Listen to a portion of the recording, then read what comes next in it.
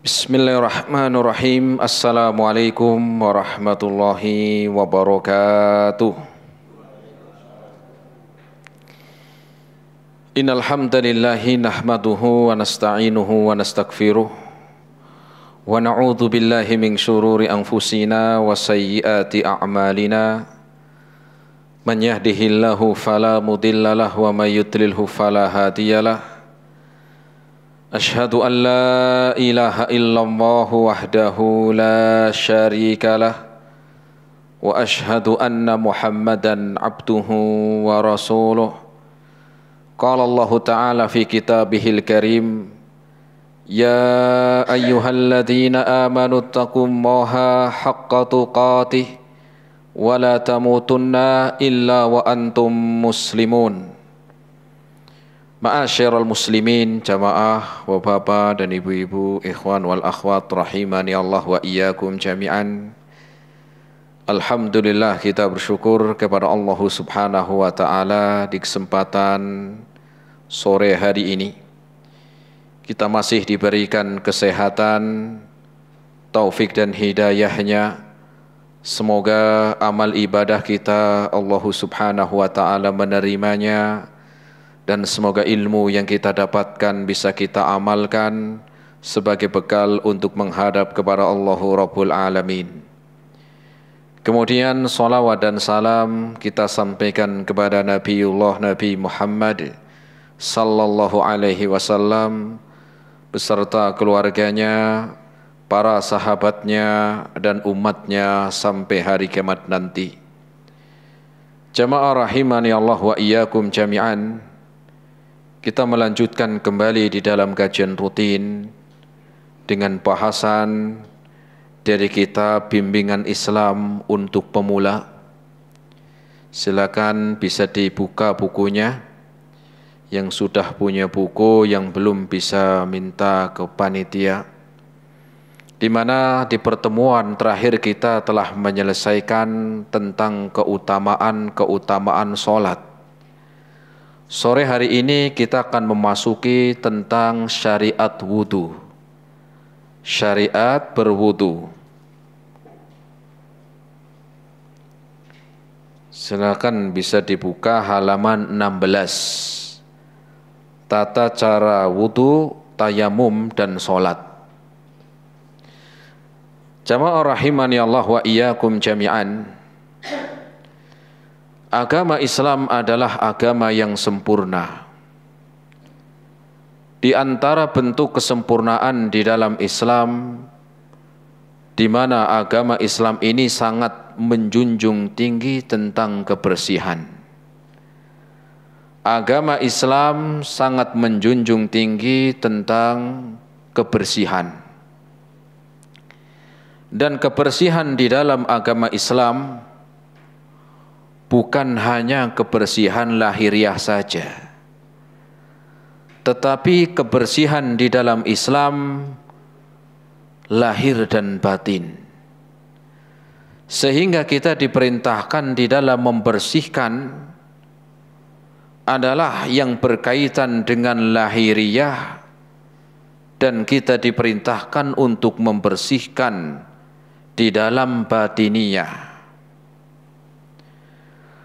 Adapun kebersihan seseorang di dalam Islam, kebersihan batiniyah, di mana seorang muslim menghilangkan dari segala bentuk kekotoran-kekotoran yang akan mengotori batinnya, seperti perbuatan-perbuatan maksiat,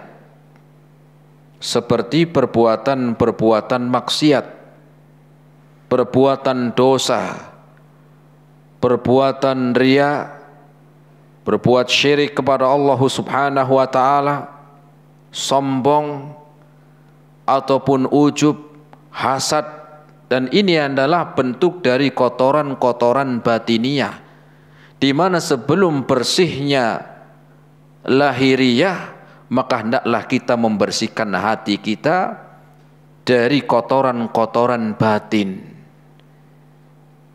Di antara bentuk kotor, ya, kotoran di dalam hati seseorang adalah perbuatan sombong. Maka sebelum kita membersihkan diri kita dari lahir kita ini, dari perbuatan-perbuatan, atau sebelum kita memasuki kebersihan zahir, maka kita diperintahkan untuk membersihkan hati terlebih dahulu. Kenapa demikian? Karena seringkali seorang hanya fokus ke dalam kebersihan-kebersihan yang itu berkaitan di dalam kebersihan lahiriah, tetapi kebersihan batiniyah tidak diperhatikan. Ya.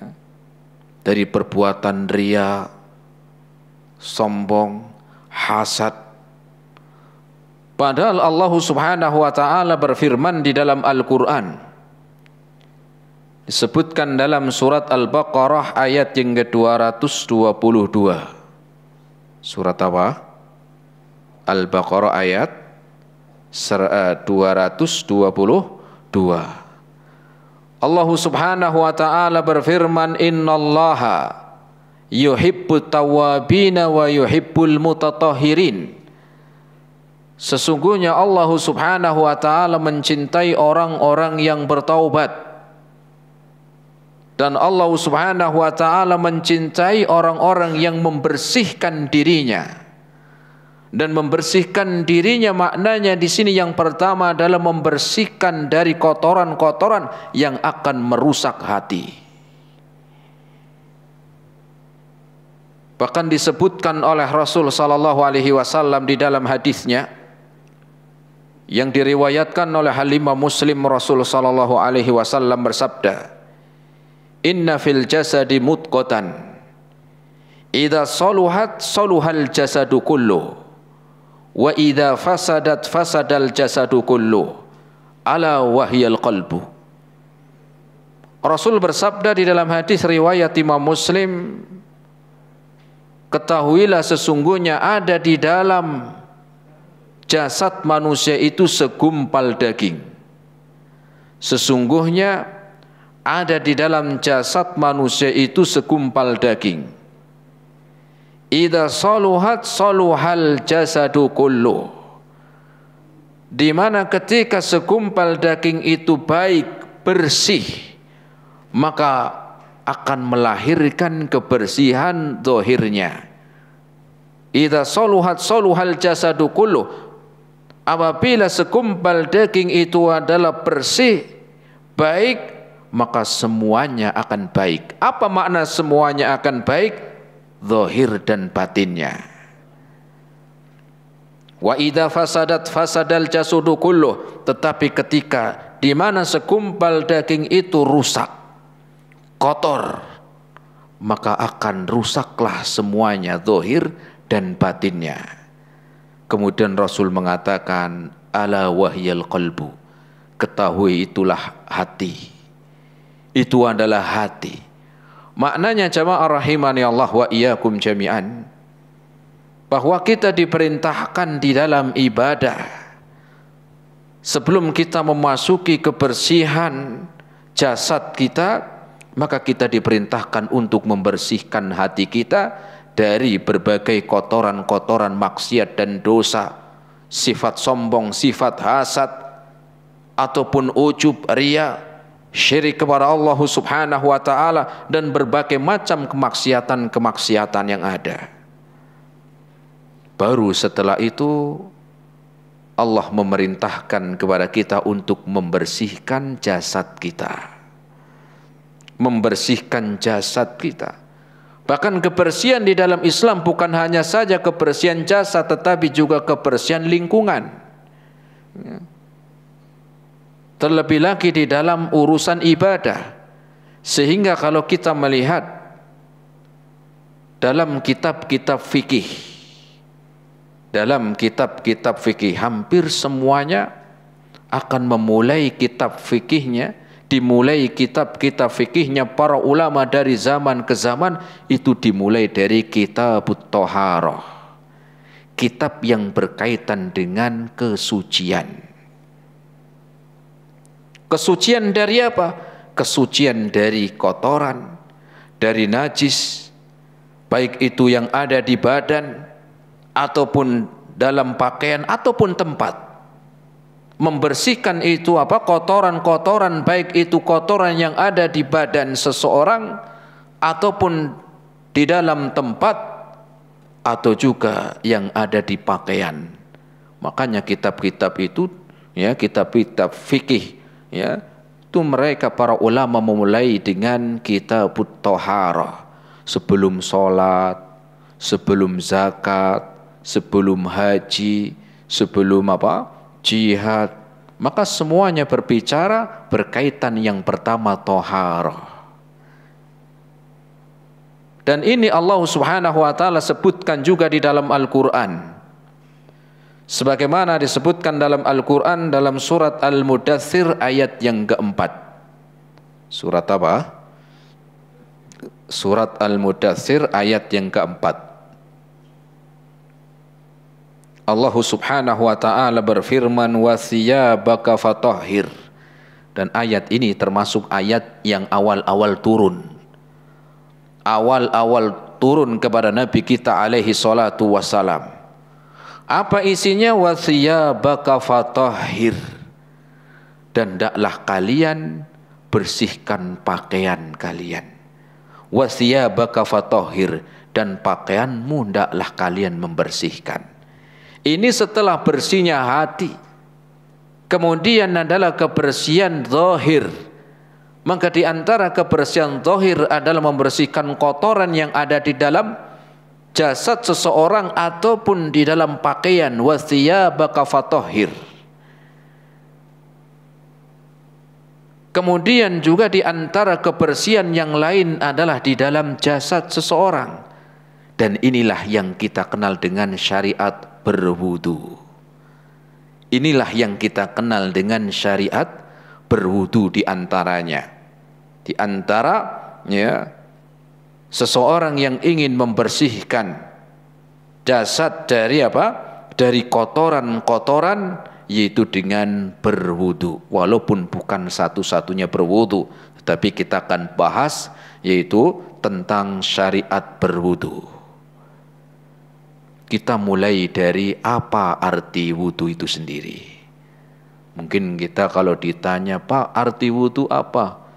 Ya, wudu yaitu orang mau sholat. Mungkin kalau kita ditanya begitu, iya jelas orang mau sholat wudu. Adapun arti wudu itu sendiri, sebagaimana diterangkan oleh para ulama, yaitu isti'malul ma'i ala a'dha'in makhsusatin al-wajhi wal yadaini wa ra'si wa rijlaini yarfa'u bihi ma yamna'u salata wa nahwaha. Maknanya adalah menggunakan air. Wudu artinya menggunakan air untuk 4 anggota tubuh.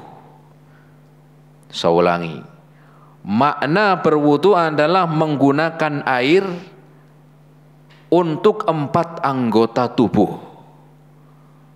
Apa 4 anggota tubuh ini? Yang pertama wajah, kemudian 2 tangannya, kepalanya, dan yang keempat adalah 2 kakinya. Itu arti apa? Berwudu. Menggunakan air untuk anggota atau untuk 4 anggota tubuhnya. Pertama adalah wajah, kedua tangan, kemudian kepala, dan juga kakinya. Ini arti berwudu. Atau apakah sampai sini? Tidak. Tetapi berwudu ada tambahannya. Apa itu? Dengan cara yang telah digariskan oleh syariat. Dengan cara yang telah digariskan oleh syariat. Dengan niat beribadah. Dengan niat beribadah.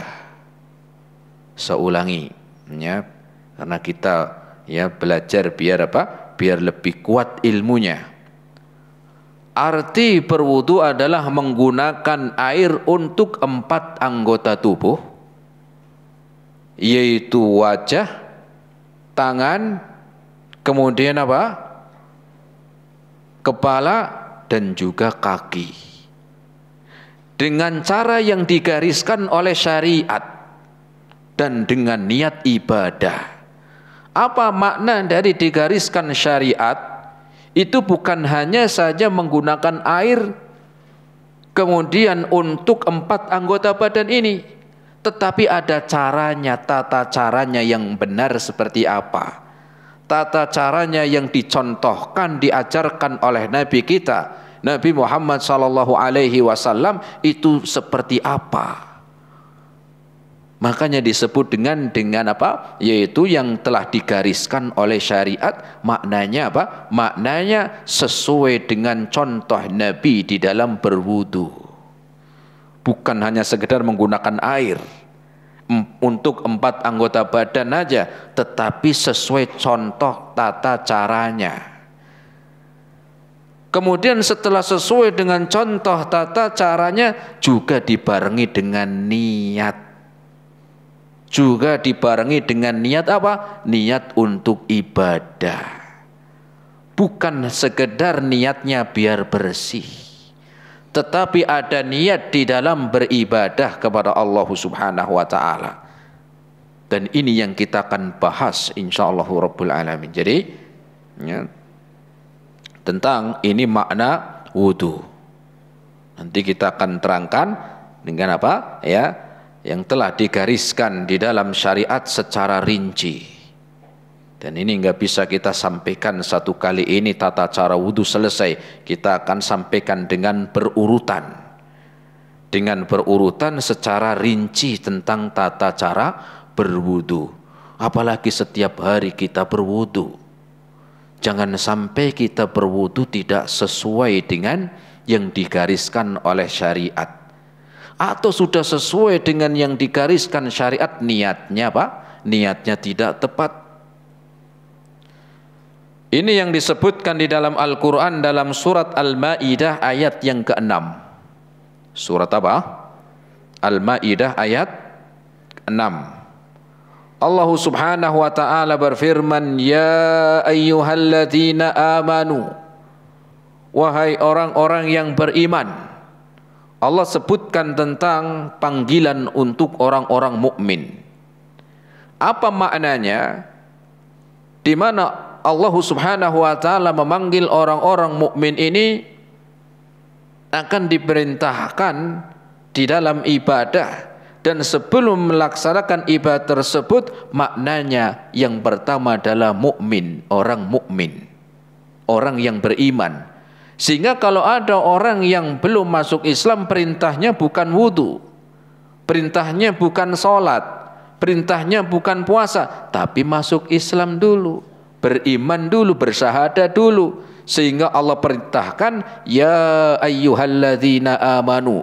Setelah beriman, baru Allah perintahkan, idza kuntum ilas sholati faghsilu wujuhakum wa aydiyakum ilal marafiq wamsahu biru'usikum wa arjulakum ilal ka'bain.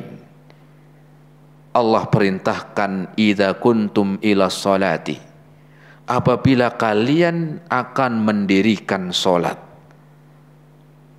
faghsilu wujuhakum, maka cucilah wajah kalian, wa aydiyakum, kemudian kedua tangan kalian, ilal marafiqi, sampai siku, wamsahu biruhusikum, kemudian yang ketiga maka basuhlah, usaplah kepala kalian, wa arjulakum ilal ka'bain, kemudian kaki kalian sampai mata kakinya. Quran surat apa tadi? Surat Al-Ma'idah ayat 6. Dari dasar inilah Allah Subhanahu wa taala memerintahkan kepada kita bahwa di antara keutamaan berwudu itu adalah sebagai syarat sahnya sholat. Sebagai apa? Syarat sahnya sholat. Makanya tadi disebutkan ya tentang Cucilah wajah kalian, kemudian tangan kalian, dan juga kepala serta kaki. Ini yang disebut dengan berwudu. Terus bagaimana tata caranya? Bagaimana ketika mengusap kepalanya? Bagaimana tata cara berkumurnya? Bagaimana tata cara mengusap atau mencuci kakinya? Kemudian telinganya. Kan di sini nggak ada telinga, kan cuma 4. Wajah, kepala, kaki, tangan. Kok mana kumur-kumurnya? Mana membersihkan telinga? Nah, inilah yang nanti kita akan bahas dan dicontohkan oleh Rasul sallallahu alaihi wasallam. Kenapa demikian? Karena Rasul adalah sebagai pentafsir dari Al-Qur'an.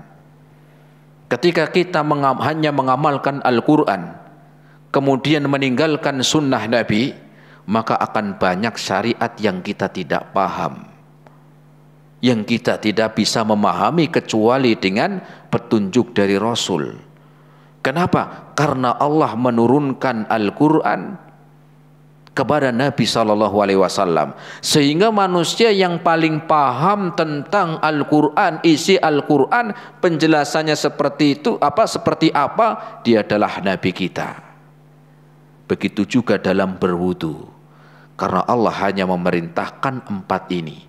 Tetapi tata caranya, doanya apa, kemudian setelahnya apa, inilah yang nanti akan diterangkan secara rinci.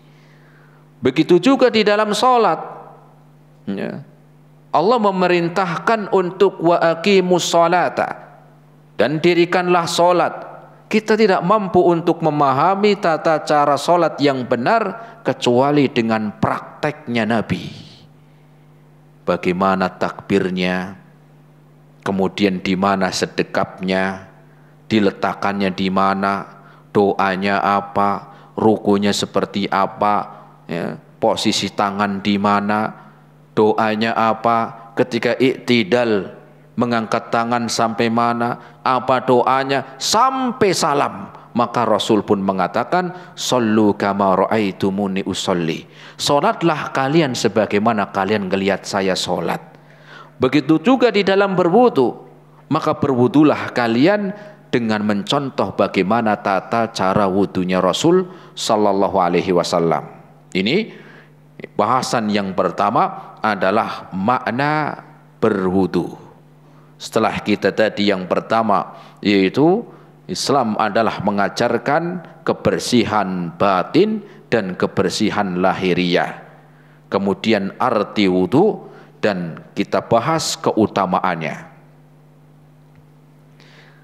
Keutamaan yang pertama, tentang keutamaan dari berwudu, yang pertama adalah sebagai syarat sahnya sholat.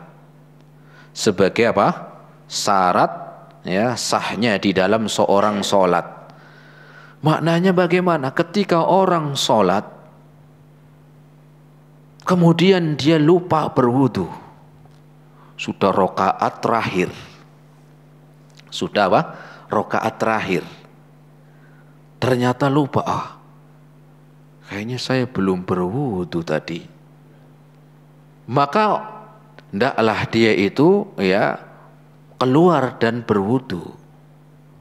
Bukan tanggungin udah mau salam, ya, tanggung udah mau salam, ya besok kan ada lagi. Enggak. Kenapa? Karena berwudu itu sebagai syarat sahnya sholat. Apa makna syarat? Di mana seseorang ketika tidak memulai syarat ini, maka amalan, ya, menjadi batal. Dan ini sebagaimana Rasul sallallahu alaihi wasallam menyebutkan di dalam hadisnya yang diriwayatkan oleh Al-Imam Al-Bukhari dan Muslim. Rasul sallallahu alaihi wasallam bersabda, "La tuqbalu salatu ahadikum idza ahdatsa hatta yatawaddaa." Tidak diterima salat salah seorang kalian apabila kalian ahdatsa, itu kalian dalam keadaan belum berwudu, hatta yatawaddaa, sampai kalian berwudu. Maknanya berwudu dulu baru sholat. Kenapa? Karena sebagai syarat sahnya sholat. Nah, ini keutamaan yang pertama. Keutamaan yang pertama ketika seseorang sebelum melaksanakan sholat, baik itu sholat sunnah ataupun sholat wajib,